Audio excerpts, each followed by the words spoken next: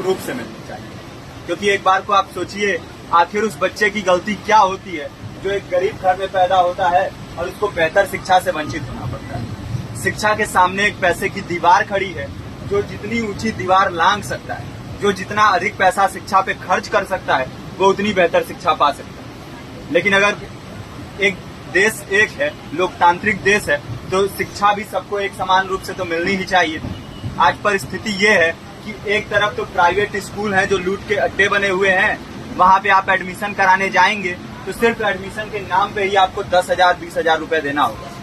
और कमीशन खोरी का ऐसा धंधा है कि कॉपी, किताब, टाई, बेल्ट, ड्रेस, जूता कहाँ से खरीदना है ये आप नहीं तय करेंगे वो प्राइवेट स्कूल वाले।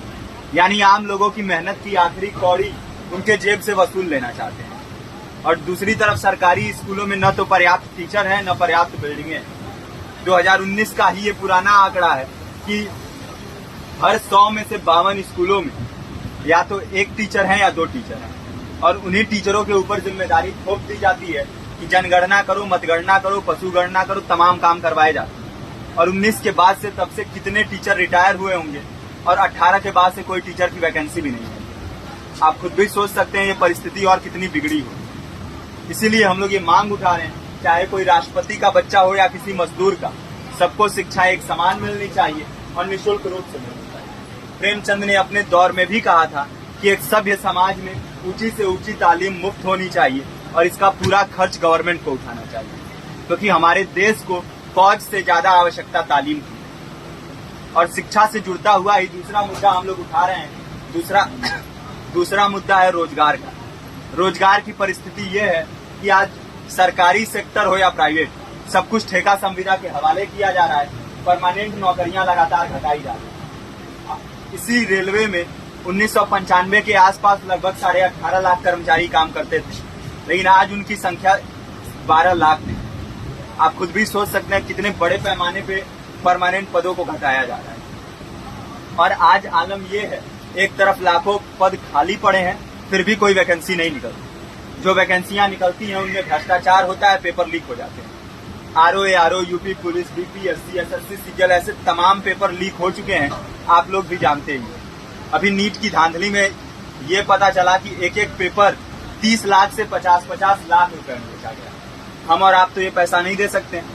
पूरी की पूरी कारस्तानी सरकार, प्रशासन, शिक्षा माफियाओं की होती है। और भुगतता कौन है?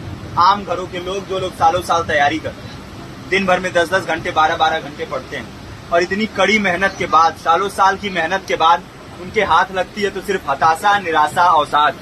बहुत से छात्र नौजवान जो इस बेबसी में, इस डिप्रेशन में नहीं जी पाते, आत्महत्या तक के कदम उठा लेते हैं। लेकिन ये देश की विडंबना है कि टीवी चैनल, अखबार, मीडिया, नेता, मंत्रियों के लिए कहीं ये कोई मुद्दा नहीं है। उनके लिए मुद्दे हैं तो जाति, धर्म, रंग, नस्ल, अगड़ा पिछड़ा। आज जब पूरी परिस्थिति इतनी भयावह है तो ये जरूरी है कि लोगों के बीच में जाया जाए, लोगों को संगठित किया जाए और एकजुट किया जाए। क्योंकि आज अगर अपने मुद्दों पर बोलेंगे नहीं तो कल को ये परिस्थिति और बिगड़ेगी। हो सकता है ले देके अपनी जिंदगी तो हम लोग काट ले जाएंगे, लेकिन आने वाली पीढ़ियों को क्या भविष्य देके जाएंगे, ये भी सोचने वाली बात है। हमारे साथी ने आपको पर्चा दिया है, पर्चा आप तक पहुंच गया है। पर्चे में और भी बातें हैं, इसको पूरा विस्तार से पढ़िए। पर्चे में हमारा नंबर है, संपर्क कीजिए। फेसबुक का, इंस्टाग्राम का लिंक है, आप वहां पे जाएंगे तो आपको पता भी चलते रहेगा कि लगातार किन किन माध्यमों से हम इस अभियान को चला रहे हैं। नुक्कड़ नाटक, संगीत, शिक्षा सहायता मंडल, लाइब्रेरी, तमाम माध्यमों से इस अभियान को चला रहे हैं और कोशिश कर रहे हैं कि बड़े से बड़े पैमाने पर हर जगह पे लोगों को संगठित किया जाए और एकजुट किया जाए। आपके बीच भी आए हैं आपका साथ और सहयोग दें। साथ इस रूप में कि आप भी हमारे इस कारवां और इस मुहिम से जुड़िए।